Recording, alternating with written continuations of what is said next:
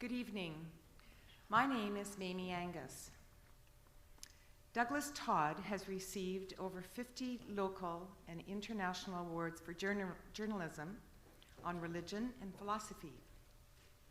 He has written several books, including Brave Souls, Writers and Artists Wrestle with God, Love, Death, and Things That Matter, as well as A Soul Searcher's Guide to the Galaxy, and has most recently edited Cascadia, the Elusive Utopia, Exploring the Spirit of the Pacific Northwest.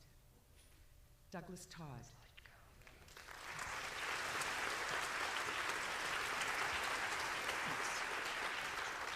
Well, I didn't know until I got here that I'd be the first speaker, so I get to welcome you on behalf of the other speakers, and to thank Sam and Lynn for putting on a unique event. We're going to see how it goes.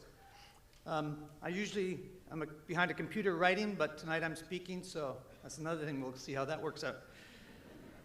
I decided to devote my 7 minutes to suggesting we British Columbians don't really know who we are.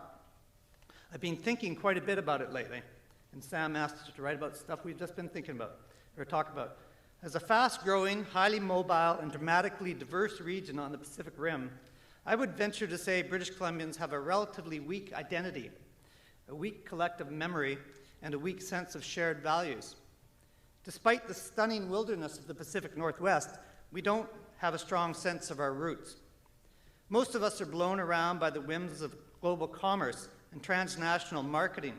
We're not really grounded in a solid sense of place. Except for roughly 5% of the population that is Aboriginal, virtually all of us are recent immigrants or the ancestors of recent immigrants.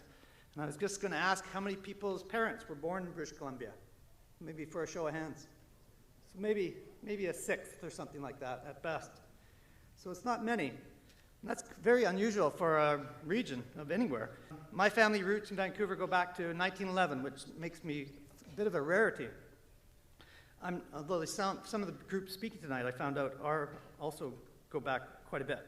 I'm not particularly a BC history buff, but I'm getting more and more impressed and respectful of people who are, because I think there's an unfortunate anti-historical streak kind of taking over in BC.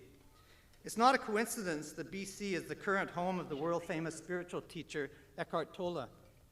The first sentence of Tolle's hugely popular book, The Power of Now, which has sold like 10 million copies, is, "I have little use for the past and rarely think about it." So many people think this is insightful and radical and helps one be present in the moment. And even though Tolle is right in teaching we shouldn't get stuck in the past, it's really important to know where we have come from, individuals and as a society. It's important to avoid living in a state of denial about the good and bad things in either our personal or collective pasts. We need to become aware of the hidden biases, as well as the values and ideals that have made us who we are. In a high immigrant culture like that in Metro Vancouver, it has become conventional wisdom to say that the strongest value of British Columbians is tolerance. In a related way, some people go so far as to say the most noticeable thing about BC is that there is no culture. And is that true? Sometimes you wonder. I've been thinking about this a lot since I edited the book Cascadia, the Elusive Utopia. It's a book about the things that link BC with the states of Washington and Oregon in a bioregion known as Cascadia.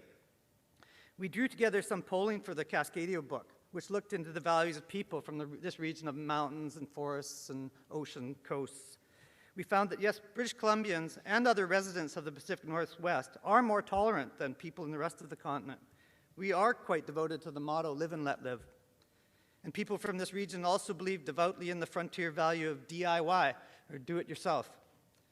Along with that, our polling showed that British Columbians are extremely individualistic and among the most distrustful on the continent of authorities and institutions. Sounds familiar, right?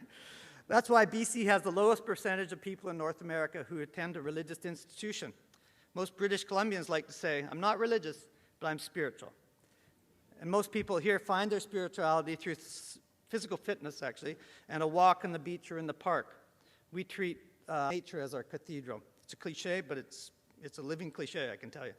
For some residents, this informal nature reverence leads to a desire to protect the environment. Our polling also showed that residents of the Pacific Northwest have an unusual fascination with the future.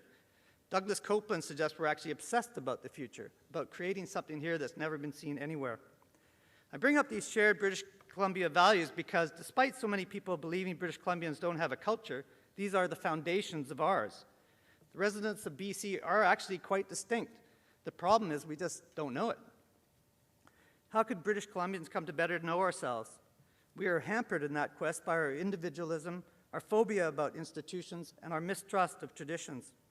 We are so fixated on our private lives that most of us have little sense of where we come from or of others. We don't tend to celebrate history. We tear down heritage buildings, and we're not much interested in the world's wisdom traditions, whether they're spiritual or philosophical or literary. Many of us live in ethnic enclaves. We don't have much sense of being a community, let alone a cross-cultural and integrated one. We tend to be over-influenced by commercial culture, not local culture. In some ways, we live in a cultural fog. I would like to see British Columbians put a little work into building a stronger sense of who we are. Our Cascadia book suggests one of the places to start is with our fledgling interest in nature spirituality, which links to Aboriginal culture and a concern for the environment. Shared symbols are crucial for binding together a people, and some of us behind the book thought that the salmon could become our symbol, as it is both present throughout the region and it's threatened. And I think we have things to learn about affirming our cultural identity from places such as Quebec, France, Denmark, the Netherlands, Japan, and even the US. Whatever you think of these places, they have a stronger sense of shared traditions, values, and symbols than we do. They also have more cultural expectations of newcomers. They don't, like many in BC, consider their culture a blank slate. Some might argue that places such as Quebec, the US, and the Netherlands are too proud and nationalistic and dangerous in their sense of history and culture. And I think maybe British Columbians actually do have something to teach these regions about what it means to live in a tolerant, multicultural society. But at the same time, I'd ask us to have the strength or humility to recognize that we have something to learn from these kind of countries about the value of knowing who we are. This event tonight is one example of how to create a culture with a more robust sense of place. It's important because if we don't, as a community, know where we've come from or what we value, we will have a great deal of trouble knowing where we're going. Thank you.